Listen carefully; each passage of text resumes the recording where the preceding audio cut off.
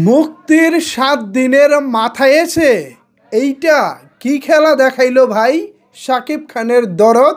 আপনারা স্ক্রিনে এখন একটি ভিডিও দেখতে পাচ্ছেন, একটি সিনেমা হলের ভিতরে উপচে পড়া ভিড় শাকিব খানের দরদ দেখার জন্য। আর এটি কিন্তু ভাই প্রথম দিনের কোনো ভিডিও না, এই ভিডিওটা হচ্ছে ৭ম দিনের, অর্থাৎ আজকে ২২ নভেম্বর ঢাকার কেরানীগঞ্জের নিউ গুলশান সিনেমা হলের চিত্র এটি। এই চিত্র দেখে কি বোঝার কোনো উপায় আছে সিনেমাটি মুক্তির ৭ দিন অতিবাহিত হয়ে গেছে? দরদ এই ভালো এই খারাপ এরকমের মধ্যে দিয়েই ৭ম দিনে আবারও দারুণভাবে কামব্যাক করলো, এবং এটা ছিল একটা অবিশ্বাস্য কামব্যাক। এর মাঝখানে নানা রকমের ঘটনা ঘটে গেছে, আপনারা জানেন। সিনেমাটা নিয়ে অনলাইন ওয়েবসাইট বিভিন্ন মাধ্যমে কিনা নোংরামি হয়েছে, সেই নোংরামি করার পরেও আজকে যেভাবে শাকিব খানের দরদ কামব্যাক করে দেখালো, এইটা এক কথায় অবিশ্বাস্যই বলা চলে।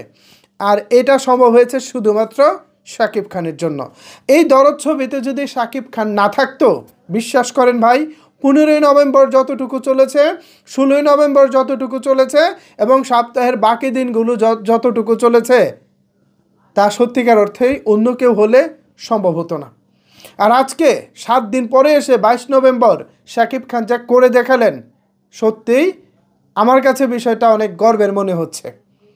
সারা বাংলাদেশে যদিও একরকম চলছে না ছবিটা, এই ভালো এই খারাপ গড়পড়তা ব্যবসা করতেছে, তবে কিছু কিছু হলে খুব ভালোও চলতেছে। ভিডিওটি পাঠিয়েছে আমাকে সিয়াম, আমার ছোট ভাই, ঢাকায় থাকে। তো সিয়াম, তোমাকে অনেক অনেক ধন্যবাদ নিউ গুলশান সিনেমা হল থেকে আমাকে ভিডিওটি পাঠানোর জন্য।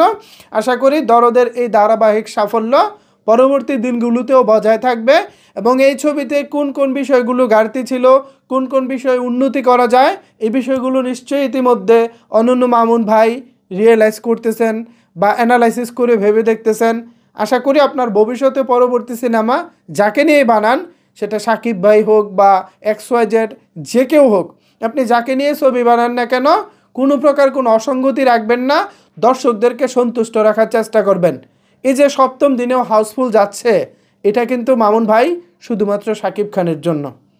ছবি কি বানিয়েছেন আপনিও সেটা ভালো জানেন, আমরাও ভালো জানি, দর্শকরাও ভালো জানে, কিন্তু দিন শেষে শুধুমাত্র শাকিব খানের নামের উপরে ছবিটা ভালো চলতেছে।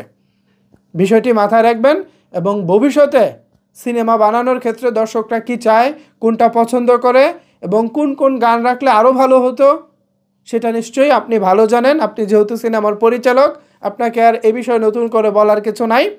সিনেমাটাতে মোটামুটি সব কিছুই ভালো ছিল, গল্পটা হয়তো আরও চমৎকারভাবে বলা যেত, আরও উত্তেজনাপূর্ণ রাখা যেত, প্লাস হচ্ছে গানগুলো হয়তো বা আরও দারুণ কিছু করা যেত। যে হোক, যেটা হয়ে গেছে হয়ে গেছে।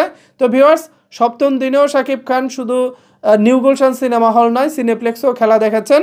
এই বিষয়টিকে আপনারা কিভাবে দেখছেন, চাইলে কিন্তু নিচের কমেন্টস বক্সে জানাতে পারেন। ধন্যবাদ সবাইকে সম্পূর্ণ ভিডিওটি দেখার জন্য।